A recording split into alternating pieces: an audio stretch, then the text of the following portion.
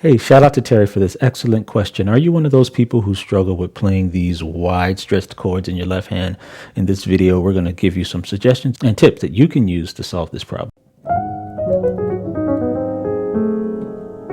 All right. So the first question to ask is the bass chord even necessary? Can you just leave it off? If you're playing in a band and you have a bass player, this question could be simple because you may not need the bass. So let's look at the song, Here I Am to Worship. Let's do the first four chords. Now look at this stretch here in my left hand. Here I am to say that you're my God. So we have these voicings present, which are very challenging for the hands. If I have a bass player, I'm not going to play that E. So here I am to worship. I just leave the E off. Don't overthink it. We just simply leave off the bass note that you were playing with your pinky, and it frees up the rest of the notes. So it would be, here I am to bow. So the note I had for bow down was this, or, which I like that. But is that E flat even necessary? If I have a bass player, he's playing that. So I can leave off that note, and I'm here.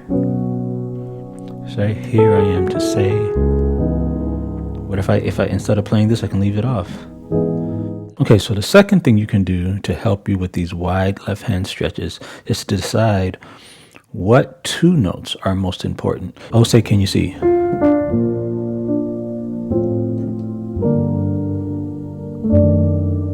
I think I'm gonna go down. It's a really crazy gospel. This is a gospel channel, so it's kind of a nice voicing.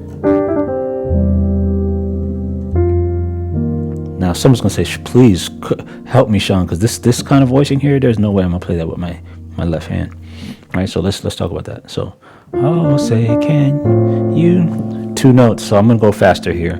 There's already an F here. I want to leave off the F, but I can't stretch from A to C. Therefore, I'm going to keep the F. I'm going to play the C with my thumb here, so I'm only playing two notes. And I'm going to play this like this.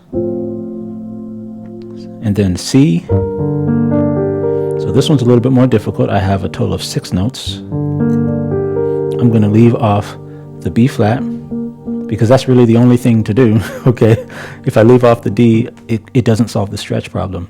So I'm going to only play the 1 and the 5, and I'm just going to leave that note off, and it's going to sound good.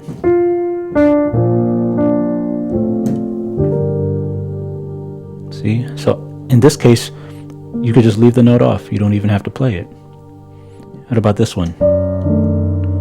Now this one is interesting here because I really like all 3 notes here. But I can't play the F sharp and the A because that's too wide. So again, I'm only going to play the bottom 2. So I'm going to play here the A. I want to play that A, but I can't because the melody is up here. So I think in this one, what I'll do is let's bring this melody just down an octave. That way I can keep my A and I don't have to worry about having all this space that has to be filled in. So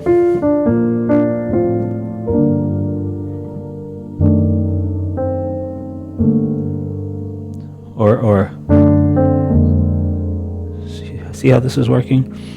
So I'm making decisions. So what we're doing now is we're making decisions on, okay, I probably am going to play the bottom note and the one right next to it.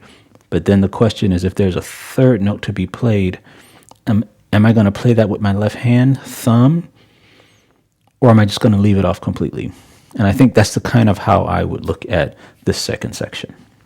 So your option 3 is to play a rootless voicing. So that is one way to avoid having to do the stretch. So let's take Amazing Grace in B flat.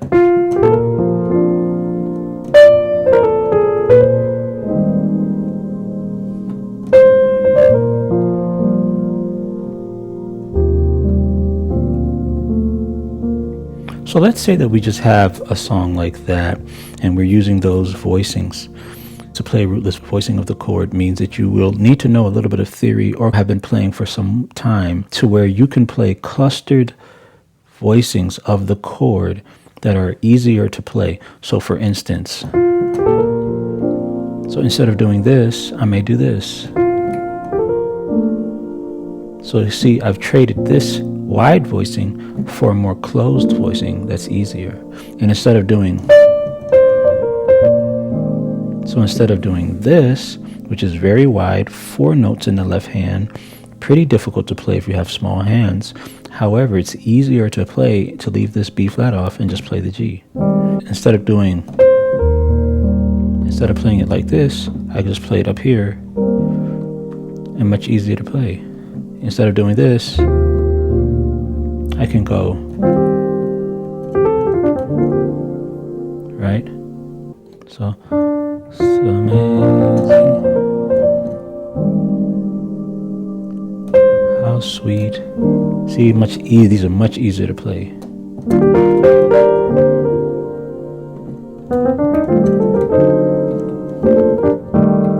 So I'm trading this. Instead of doing this, that's saved, right? Instead of doing that, and I have this big wide stretch, very wide stretched here, I'm doing.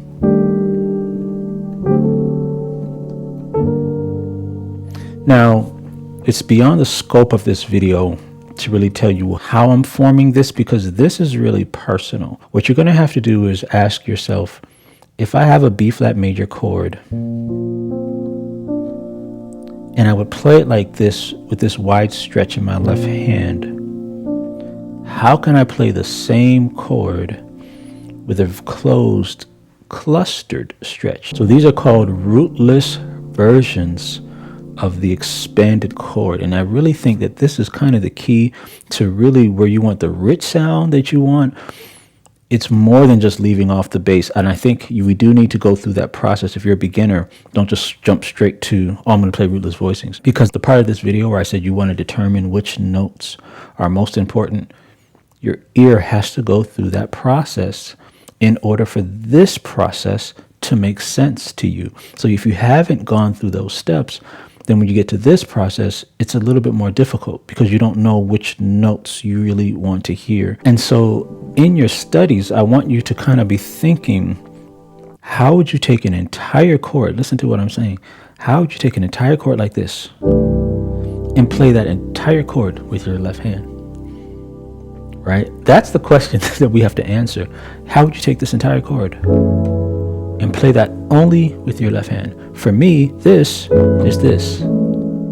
This is represented, this F minor 9 is represented in just 4 notes. And so if you want me to do a deeper dive into this particular section, let me know in the comments, because I can kind of talk about this further. This video is just giving you a highlight on the options that you have available to you. Let's go to the 4th thing that you can do. All right, so this last tip is for those of you who are asked to play the chord as is. In other words, we don't want you to make any changes. Just go ahead and play the chord. What are you going to do? And what I would do is something called staggering the notes. So here I am to worship. See how I'm playing that? So the way I'm doing that is you press the first note. So here's a chord that if I had to play this outright, and as you can see, it's a wide stretch. But what you could do is you play the first one, you hold the sustain pedal goes down after the E, and then you hit the other notes. So the E is still in the chord. So you hear all 3 notes. And so that's a way to do that. And so you can stagger them that way. So staggered, stagger.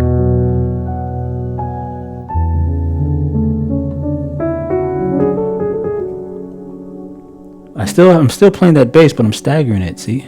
So here I am too. See, you still see it held down even on the screen. You see my pedals held that down.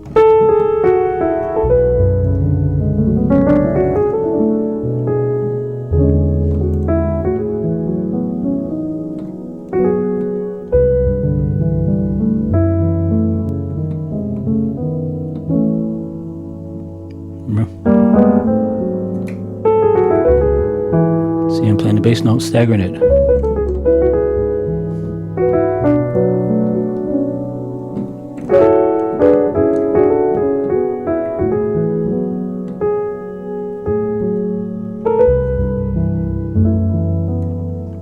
See, so staggering these notes works really well, and it can really help if you have to play those chords and you can just stagger that. But definitely check out the video I have on the live training I did on the tritones.